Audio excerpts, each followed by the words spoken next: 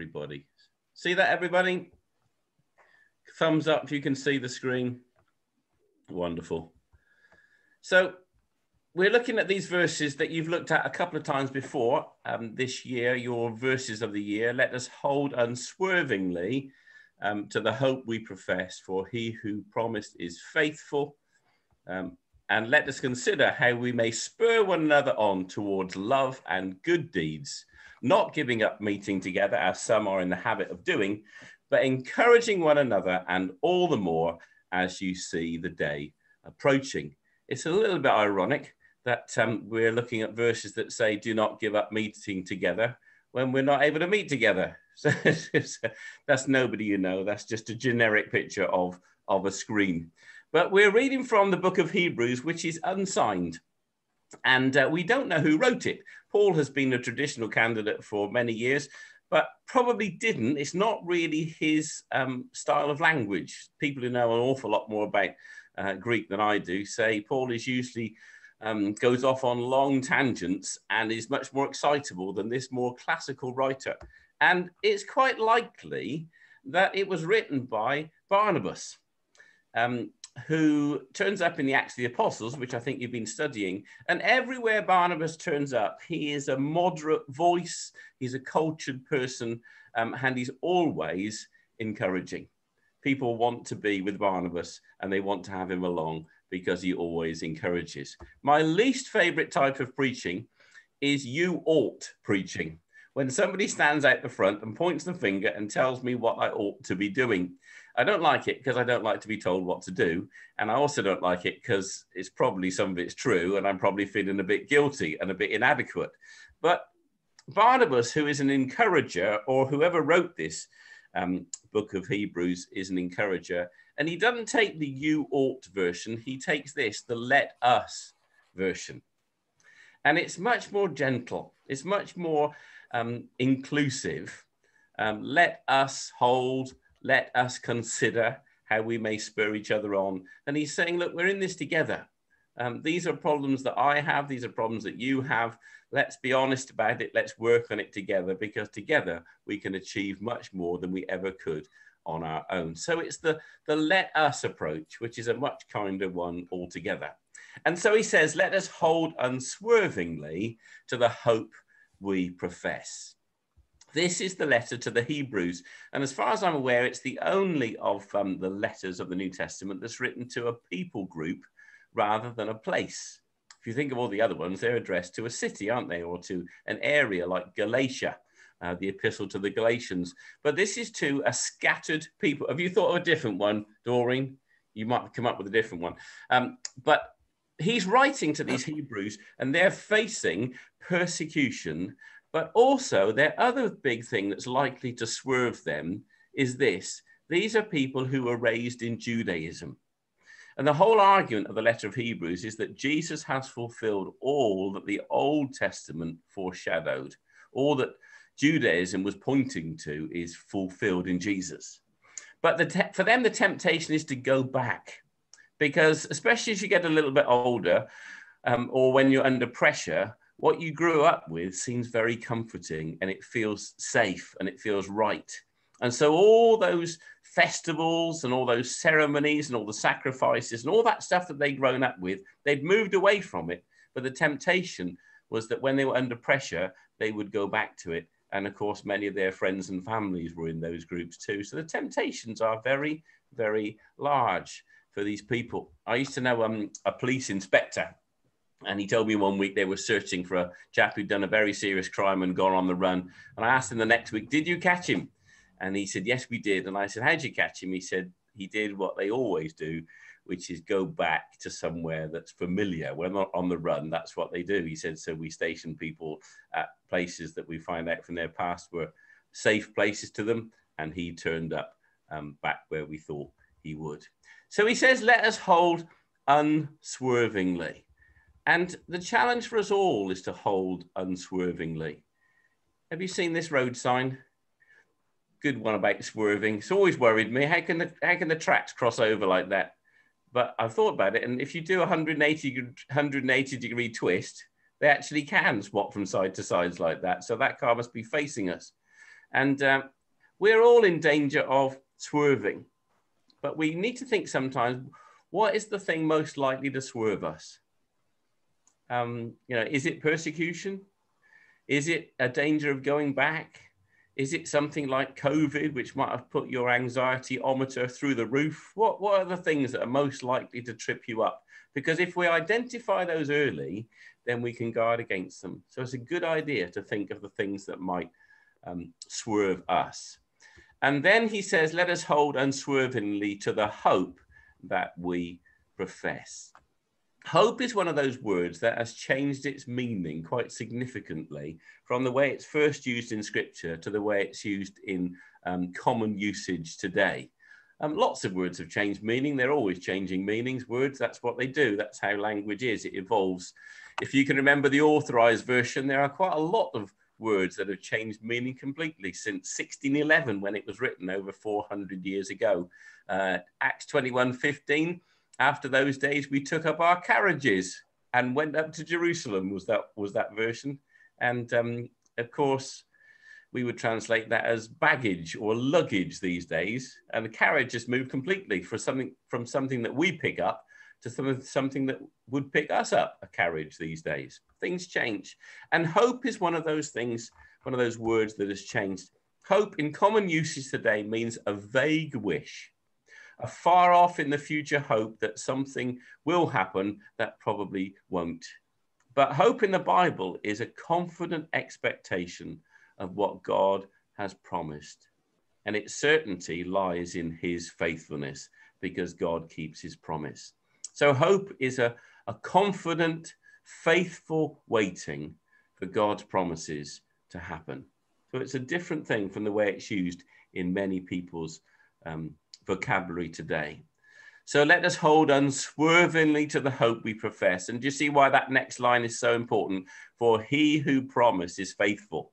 That's the guarantee of the hope, because he who promised is faithful. That's why we can be certain that this hope will be realized, not just a vague wish, because it's based on the promise of God, which never fails. I love pictures like this. It's a child's hand holding on to their father's hand. And I'm sure that little child thinks they're holding on, but in the bigger scheme of things, the dad's doing the holding, aren't they? And we think we're holding on to God, and we might think that our grasp is pretty weak. But the great news is that God's holding of us is where the security is. He won't let us go. And even if we let go, he would still catch us with both his hands and make sure that we didn't fall. Our certainty is in his holding on to us, not our holding on to him. And so let us consider how we may spur one another on towards love and good deeds. Now, this is another thing that we're told to consider, which means we can't just skip over it.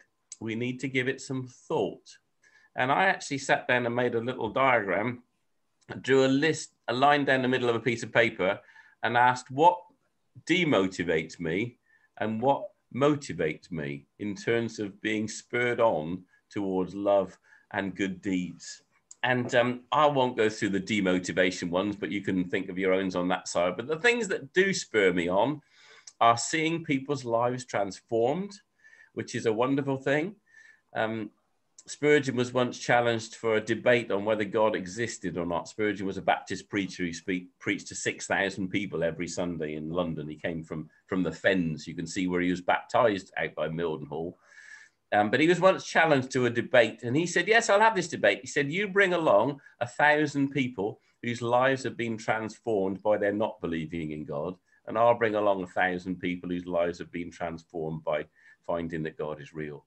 And of course, he could bring a whole parade of people who'd come out of drunkenness and all kinds of abuse and problems. And hopefully our churches have people like that too. And to see those people making progress and to see our lives making progress is a wonderful, wonderful thing. Watching mountains move. Have you seen any mountains move lately? Situations that appeared completely overwhelming, completely hopeless. And then something changes and the tide shifts and things begin to move. When people show adventurous faith, that always motivates me and cheers me up. When other people want to take a risk and do something adventurous for God. People who are excited to share their faith. We've got some great evangelists in this town. And every time I meet them, I'm stirred up, made to feel a bit guilty and inadequate, but it stirs me on. I'd like to do a bit more like that. I'd like to be more like that. Enthusiastic worship. This hit me when I was pastor of a church up in the Midlands, and the whole auditorium was a big horseshoe shape. And it was the first time I'd faced 180 degrees right across and looked at the other side worshipping. And I'm thinking, comes, that looks a bit dull. And I thought, well, our side probably looks that dull as well. Because the way we worship enthuses or unenthuses others. Joel's a great worshipper. I can't see him on my screen. He must be off the bottom, but he's always an inspiring worshipper. And I really enjoyed hearing Roger and Doreen sing along with Roger and Doreen. I thought that was great this morning, accompanying yourselves. That was lovely. Brilliant. And also what spurs me on, a few words of appreciation. It doesn't need to be much. We don't do this for man's praise, but it is important that what we do is just occasionally acknowledged and somebody just says, thank you, that helped me. Or if somebody gives you a call in the week and says something you did or something you said, that really perked me up. Do you know that means an awful lot? And we know how much it means to us when we receive it. So we should make sure that we also bless people in that very simple way. Here's Ron and Jan. That was when they were celebrating their 60th wedding. Is that Diamond? I forget which. But Ron's a good old boy. Probably quite a few of you know him because he's a character all around the town. But he just rang me up about 3 or 4 weeks ago. Hello, boy, he said, because he's a good old Suffolk fella. Hello, boy, I'm just run up to say I'm missing you and hope you're well. And it was just lovely. It was nothing more than that, but it just meant a lot to me. And that's something that we can all do to encourage each other a bit further on. What are we to encourage each other into? The answer is love and good deeds. It's not more Bible knowledge, although there's never anything wrong with knowing more about the Bible. It's nothing abstract. Look how practical this is. Love and good deeds. The fruit of the Spirit is, first of all, love. If we're growing in the Spirit of God in our characters, then there will be more and more love. If we're following God's design for us in our lives, there will be more and more good deeds. These are very practical things. What do people associate with the words Christian and the words church? I don't know what list you would come up with, or if you ask some friends this week what you'd come up with, but they probably wouldn't be as positive as we'd like them to be. Wouldn't it be great if you said to people, what do you associate with the words Christian? And they said, love and good deeds. That'd be great if those were the first two things that came to their mind. Well, it's down to us, isn't it? If we want people to associate Christian with love and good deeds, then we have to be people full of love and good deeds. Good deeds are really important, for we are God's handiwork, Ephesians 2:10, created in Christ Jesus. Why? To do good works. We're not saved by good works, but we're certainly saved for good works. Look at this, which God prepared in advance for us to do, which means that God has laid in every day of the coming week, he's laid in our path things that we can do that will help other people and bring praise to his name. When I was minister down at Brockley, it was a fairly small village, so we knew what was happening. And a lady moved into a house, and I went round to knock on her door to just welcome her into the village. And she wasn't in. And I went back a few days later, and she wasn't in. I went back a week later, and she wasn't in. And I went back again a few days after that, and she still hadn't been in. I heard she had a high-powered job, and she was, off and out the village. But as I went back each time, I saw that her front lawn and her back lawn were getting longer and longer. And I thought, well, if she's just moved in, she might not even have a mower. So I went and got a mower, and I mowed her front lawn and I mowed her back lawn. And the next Sunday, she was in church. I hadn't even spoken to her. She just found out who'd done it. She came along every Sunday afterwards and became a really valued member of the church from just a simple thing, just mowing the lawn. I don't want to blow my own trumpet with that story, but it's just an illustration of how a simple thing can make such a difference. In the same way, Matthew 5:16, let your light shine before others, that they may see your good deeds and glorify your Father in heaven. If you want to be more effective in terms of sharing your faith, the advice here from Jesus is be full of good deeds, because that is how people will see your faith in action and believe it and trust in him. So let us consider how we may spur one another on towards love and good deeds, not giving up, meeting together as some are in the habit of doing, but encouraging one another, and all the more as you see the day approaching. The not giving up is an interesting word. It means abandoning, in the sense of an animal abandoning its litter. That's kind of where the origin is. And I like it because it just reminds us that when we go to church, it's not primarily about what we're getting out of it. We've got such a consumerist culture that the first question we tend to ask about meeting together is, what am I getting out of it? Well, the first question to ask is what is God getting out of it? Is God enjoying it? That's the first one. And then the next one to ask is, what about other people? How can I help? What am I offering? And this little word here just reminds us that if we don't get involved in church, it's like we're depriving others, because we are abandoning them, because God has given each one of us things with which we can help others. So it kind of twists the way round that we tend to think about church. And then all the more as you see the day approaching. I don't know what you think about prophecy, end time stuff, and Jesus' return. In Christian circles, there tend to be one of two extremes. Some people talk about it all the time, don't they? It's what they're always on about. And other people don't mention it almost ever, or think about it ever. I knew an old lady who lived out Whirlingworth Way, and over her door she had written, "Maybe today, Lord." So that every time she went out the house, she just reminded herself that this might be the day when Jesus came back. And I just thought that was a lovely thing to do. And it's great to keep that imminence of Jesus' return in our minds, whatever our varying views of it all are. And then Peter, when he talks about the return of Jesus, since everything will be destroyed by fire and the earth and everything in it laid bare, what should we do? He just asks us, what kind of people should we be? It's not, what is your view on end time prophecy? Peter asks us, what does it all mean for us practically right now? And he says it should result in holy lives and godly living.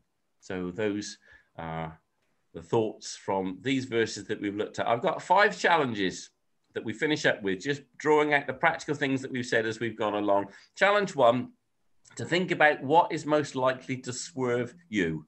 What is most likely to swerve me?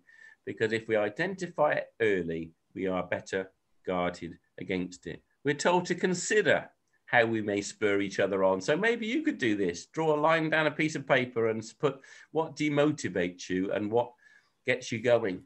And think about that, because the way that others affect us probably is similar to the way that we affect others.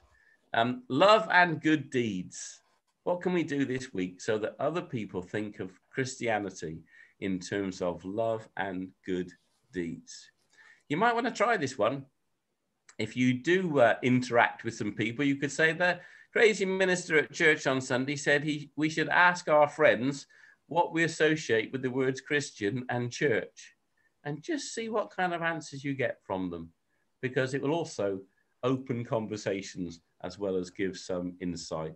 And then lastly, Ron and Jan, just a phone call, just some deed which shows others that we care, that we remember them, and will motivate them towards their own walk with God, godly living and love and good deeds.